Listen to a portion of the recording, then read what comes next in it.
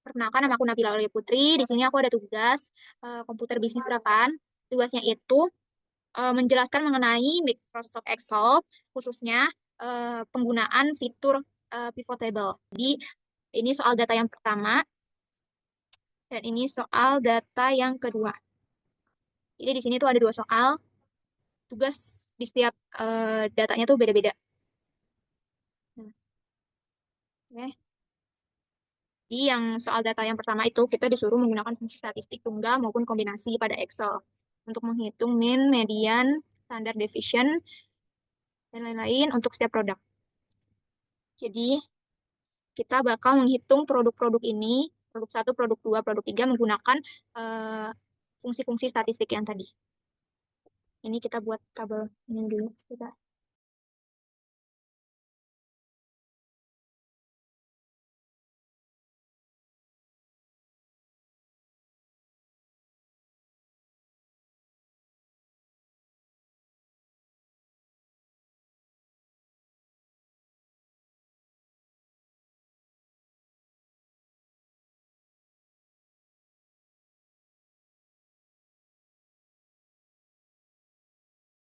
udah.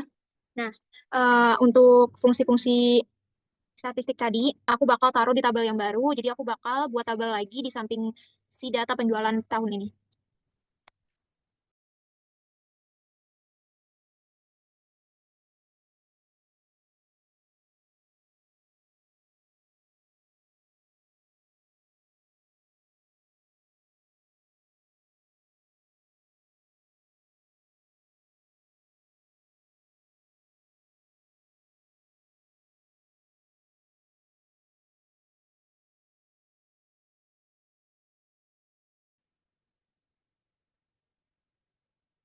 Nah, ini untuk statistik ini kita masukin data-data fungsi statistiknya ke si kolom ini.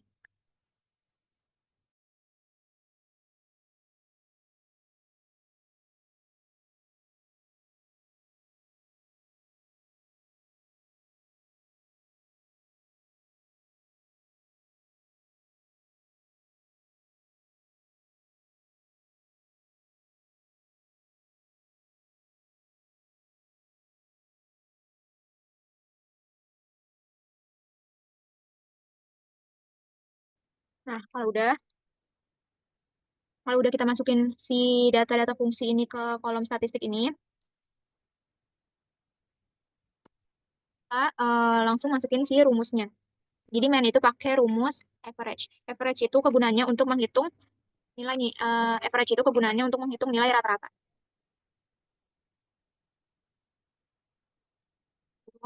Nah, kita klik si sel B4 ini, terus habis itu kita blok sampai bawah, kurung, kita enter. Untuk yang median juga sama, tapi beda cuman di penulisan rumus depannya median. Tapi untuk cara menghitung itu sama kayak klik sel B4 ini, terus habis itu di blok, tutup kurung. Oke, karena bagian yang standar deviation ini salah, jadi otomatis aku bikin ulang lagi. Jadi yang standard deviation itu karena yang awal itu aku pakai yang P standar. Jadi awal tuh aku pakai rumus ST dev apa ini. Jadi aku tuh pakai awal tuh pakai rumus ini, ternyata tuh salah. Ternyata ini tuh buat menghitung semua data populasi. Yang digunakan hanya benar-benar digunakan tuh cuman buat semua data populasi. Jadi kalau misalnya kayak gini, itu kita pakai rumus yang stdev s belakang s ini. Nah, kita pakai rumus yang ini karena yang ini tuh buat menghitung standar deviasi untuk sampel. Kalau udah, kita buka kurung, kita klik si sel B4 ini, terus kita blok. Udah kita tutup kurung, kita enter. Nah, nah, ini hasil yang benar karena kita pakai rumus yang standar deviation yang S itu, yang standar deviasi untuk sampel. Nah, untuk yang selanjutnya ini kita pakai rumus Q. Nah, rumus Q ini kegunaannya itu untuk mengukur data derajat kecondongan distribusi data. Sama kita lakuin ini. Bentar.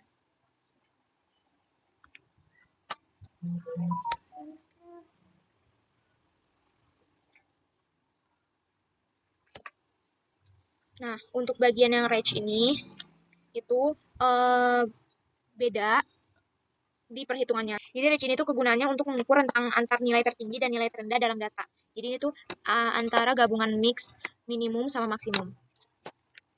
Jadi kita caranya kita sama dengan maksimum kita blok, kita kurung, kita kurang si minimum ini. Kita buka kurung, kita klik bisa 4 ini terus kita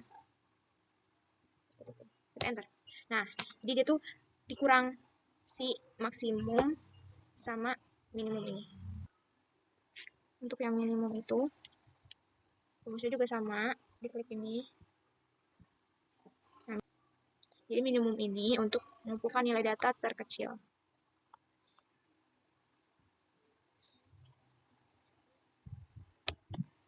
Nah, maksimum ini untuk mengumpulkan nilai data terbesar.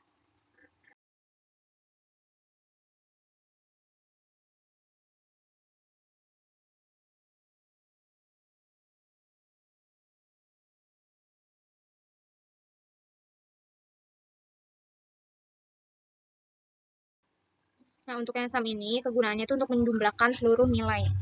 Nah, yang terakhir tuh kita konta. Konta ini kegunaannya untuk menghitung jumlah data numerik yang ada di dalam range. Jadi dia bakal menghitung numerik dalam range ini. Nah, udah kayak gini. Ini adalah hasil fungsi statistik. Ini adalah hasil fungsi statistik tunggal dari produk pertama. Dan untuk produk kedua ketiganya itu kita tinggal copy aja nih kayak yang bagian statistik main ini untuk produk 2 produk 3 ini udah aku hitung, tinggal di copy aja. Jadi caranya tuh tinggal kalian CTRL-C, selain ke samping CTRL-V. Jadi dia kehitung sendiri.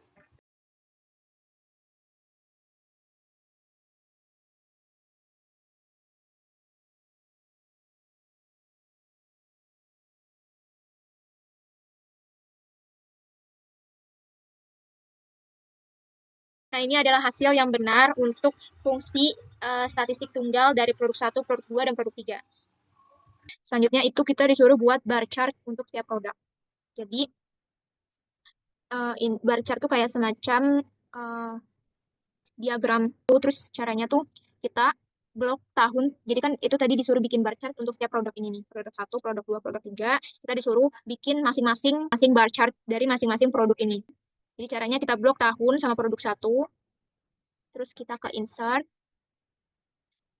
Terus kita ke bagian charts ini nih. Nah, kita ke sini nih.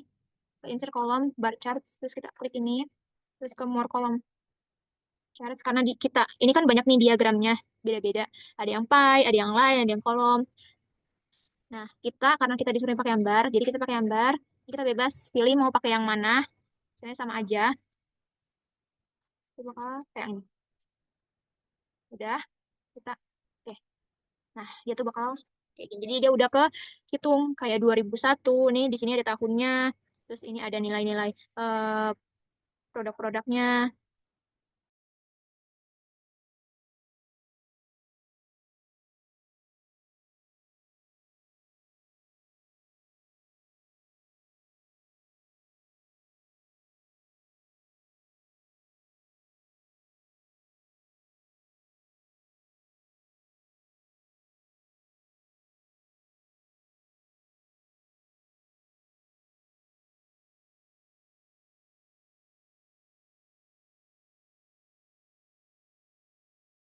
Nah, ini kalau udah, kita lanjut ke yang produk 2. Karena kita harus blok tahun sama produk 2-nya, pasti otomatis yang produk satunya ngikut ke blok. Jadi caranya itu, gimana caranya biar si produk satunya nggak ikut? Caranya tuh, kita blok si tahunnya ini dulu. Kita klik di laptop kalian, kalau misalnya ada yang CTRL, kalau misalnya ada ini CTRL, kalian klik tahan, terus kalian uh, iniin kursor kalian ke produk 2, terus kalian blok si produk 2. Habis itu, kita ke insert lagi, kita ke bagian yang ini nih, yang tadi insert kolom buat bar chart, terus kita ke more, kolom charts. Nah, kita ke bar yang tadi, terus kita langsung dulu. Misalnya kalian kalau misalnya mau sama warnanya, beda juga nggak apa-apa. Nah, ini untuk produk yang kedua, kita turun.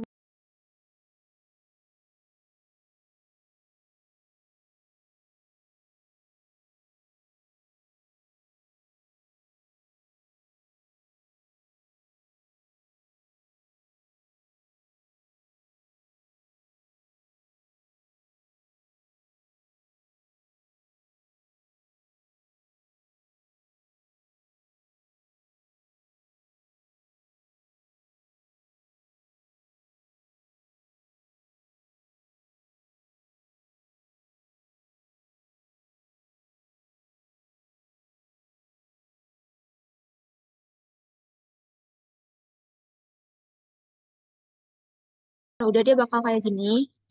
Nah, ini dia ada masing-masing diagram bar chartnya. Ini untuk produk satu, produk 2, dan produk 3. Selanjutnya, kita masih di soal data yang pertama. Kita disuruh membuat scatter, chart, dan trendline untuk setiap produk. Ini sebenarnya sama kayak gambar diagram kayak gini juga, tapi bedanya itu kita pakai yang scatter chart ini.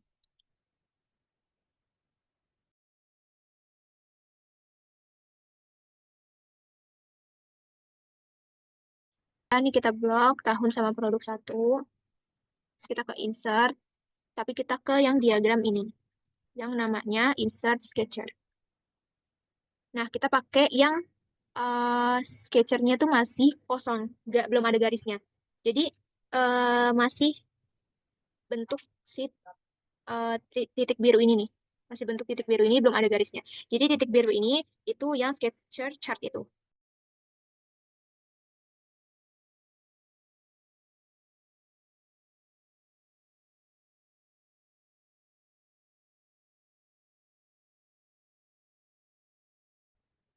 Nah, kalau udah, nah kita bakal bikin si garis trend line ini. Jadi yang titik biru itu namanya sketcher chart itu. Jadi kita klik si titik biru ini, kita klik kanan, kita ke add trend line, kita cari yang pas garisnya sama sesuai sama si titik itu biru ini. Kalau udah, kita klik display equation on chart sama display air squared value and chart. Jadi display equation ini untuk menampilkan garis trend line ini. Nah, untuk yang display R squared itu untuk mengetahui seberapa baik data cocok dengan si trend line-nya ini. Udah kita close aja. Nah, ini buat sketcher, charts, dan trendline produk pertama. Nah, untuk yang produk 2, produk 3 itu sama aja.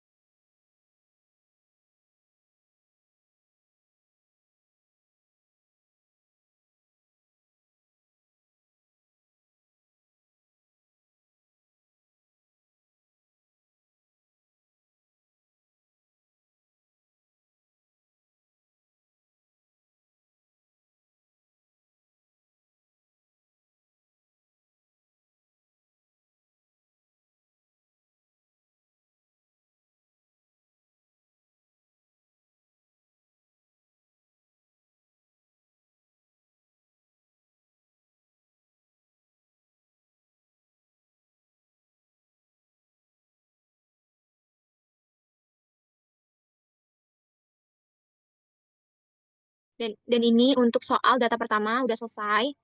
Kayak gini, ini kan ada fungsi statistik tunggal, dan ini ada bar chartnya untuk setiap produknya, dan ini ada sketcher chart dan trendline-nya untuk setiap produknya. Nah, selanjutnya kita ke soal data yang kedua. Soal data yang kedua itu, pertama kita disuruh merapikan data pada kolom date dari yang terlama ke yang terbaru. Jadi, kalau kita bisa lihat nih di kolom yang date ini nih, itu acak dia tanggalnya nggak beraturan. Jadi kita disuruh merapikan dari tanggal yang terlama sampai yang ke bawah tuh itu tanggal yang baru.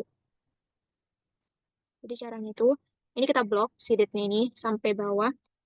Terus kita ke eh, data, kita ke short, kita continue with ini, kita short ini. Nah, kita taruh short by-nya ini date. Kalau udah kita klik OK. Nah, untuk sort on-nya self value itu betul, tetap self value, terus ordernya juga all to newsnya. Jadi kita ganti cuman di bagian sort by-nya itu kita ganti ke date. Karena kita mau merapikan si kolom tanggal ini kan. Oke, nah dia langsung udah beraturan tanggalnya sesuai dari tanggal yang terlama sampai yang bawah tuh yang terbaru. Kalau udah, kita lanjut ke soal yang kedua. Nah, ini kita disuruh isi kolom years menggunakan fungsi Excel untuk mengambil tahun berdasarkan data pada kolom date. Jadi, kita disuruh ngambil tahunnya aja. Sebenarnya bisa kalau manual, tapi kan karena lama. Kalau misalnya kita manual, jadi ini kita pakai rumus ya. Terus buka kurung, kita klik si sel A2 ini, terus kita tutup kurung, kita enter.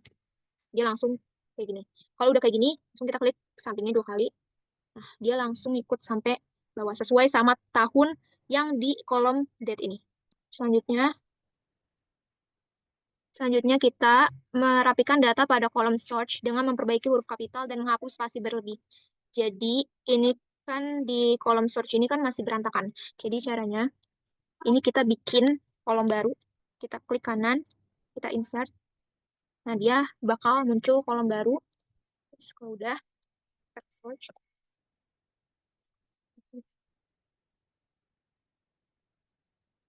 Jadi kita pakai rumus proper sama rumus trim. Jadi rumus proper itu untuk merapikan si huruf kapital. Dan sudah kita buka kurung lagi, kita pakai rumus trim. Trim itu kegunaannya untuk eh, biar merapikan spasi yang berlebih. Kita buka kurung lagi, kita klik. Ini kan nggak bisa diklik ya. Nah nih, E2. Terus kalau udah kita tutup kurung, tutup kurungnya 2 kali, udah kita enter. Kalau udah, kayak gini, terus kita tinggal klik kanan ini, klik kanan, klik ini 2 kali. Nah, jadi langsung rapi kayak gini. Nah, terus si kolom yang baru tadi kita buat, tapi kita copy dulu si kolom yang baru kita buat tadi. Kalau udah, kita ke kolom yang lama, terus kita klik kanan. Nah, kita paste, tapi pastenya paste yang spesial, jadi tuh ini kita pilih. Nah, kayak gini tuh, jadi dia langsung rapi. Nah, yang kolom baru tadi, ini kita hapus aja. Jadi, udah. Nah, udah kayak gini. Nah, ini udah rapi. Nah, selanjutnya kita ke soal, masih di soal data yang kedua. Ini kita disuruh membuat membuat minimal 3 variasi pivot table dan jelaskan hasilnya. Jadi kita bakal membuat pivot table.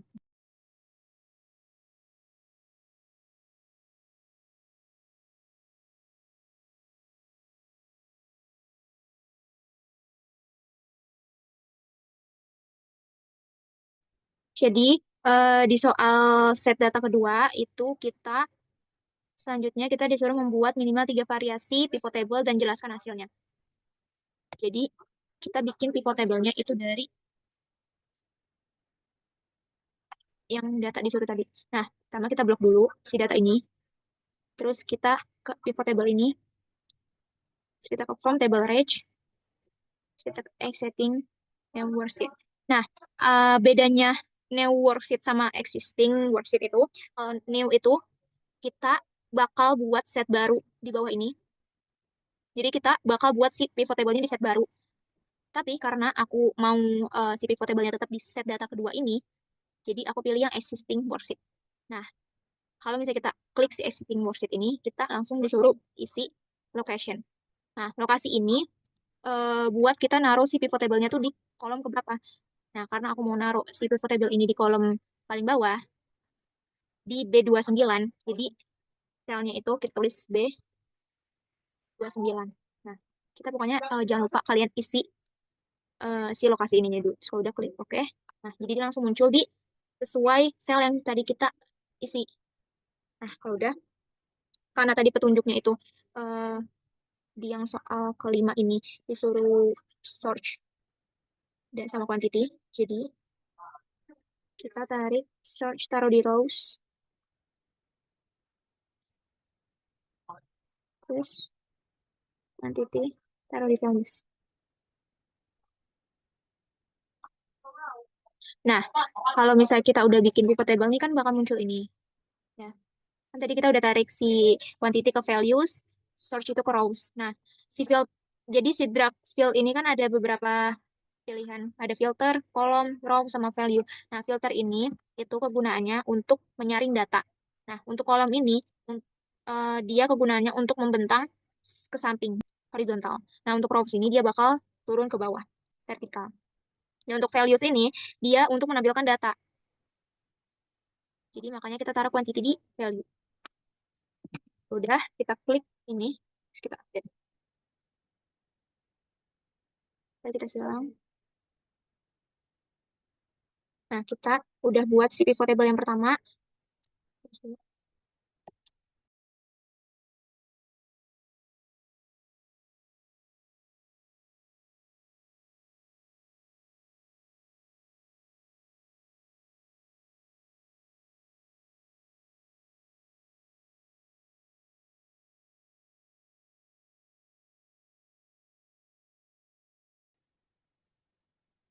Ya udah, kita ke bikin pivot table yang kedua. Kita blok lagi.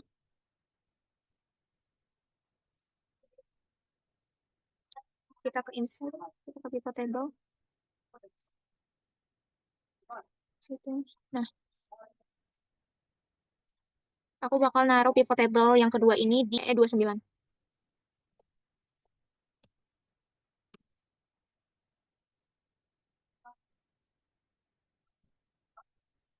Nah, karena di pivot table ini disuruhnya time type, jadi kita tarik yang time type ini ke rows,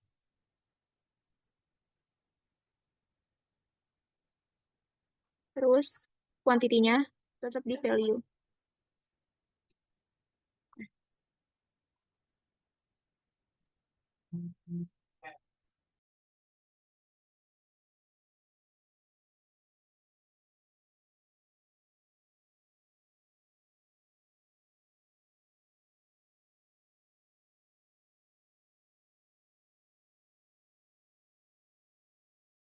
Nah, selanjutnya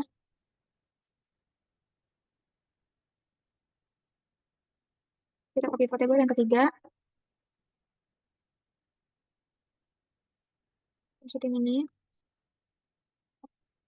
A29. Yang terakhir, itu pivot table yang terakhir, kita disuruh untuk jumlah quantity berdasarkan year. Rows, quantity.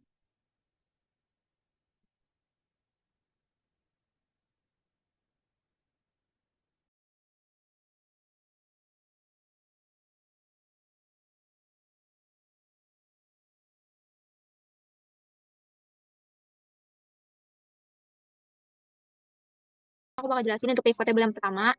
Jadi, di sini kita ambil jumlah quantity berdasarkan sort. Jadi, kita mengetahui total quantity berdasarkan penyediaan barang. Berguna untuk menganalisis siapa penyedia barang terbanyak. Jadi, kita bisa tahu nih dari data ini, siapa penyedia barang yang paling banyak. Kita bakal jelasin pivot table yang kedua. Di sini disuruhnya jumlah quantity berdasarkan time type. Jadi, kegunaannya untuk menunjukkan bahwa sebagian besar data masih berupa estimasi atau rencana penjualan.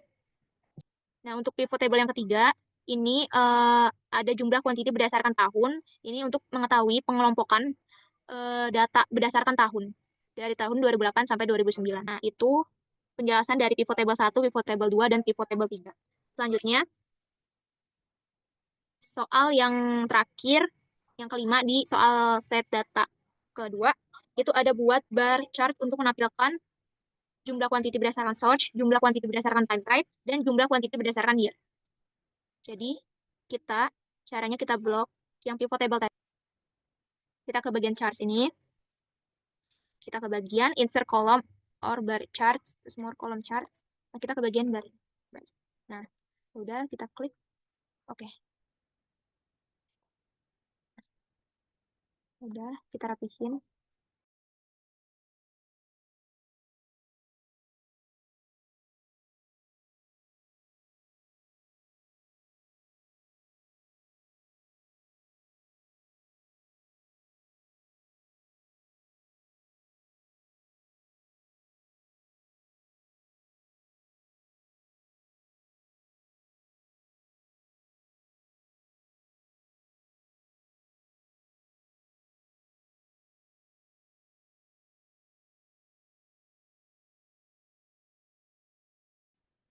Udah, kita lanjut ke yang berdasarkan time tab. Kita blok lagi si pivot table-nya, terus kita ke insert, nomor kolom, bagian baru. Udah, kita klik.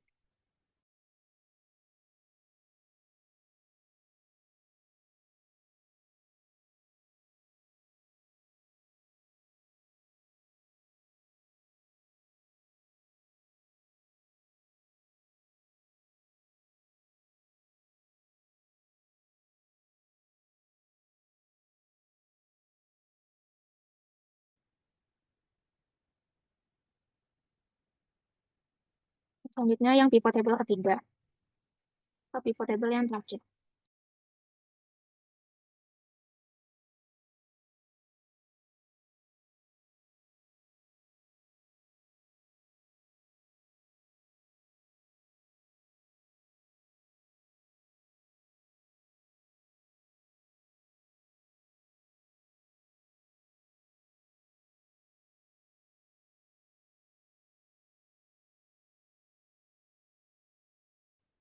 Nah, ini selesai untuk tugasnya. Ini adalah hasil dari soal data pertama. Oke, segitu dulu aja tugas kali ini. Terima kasih.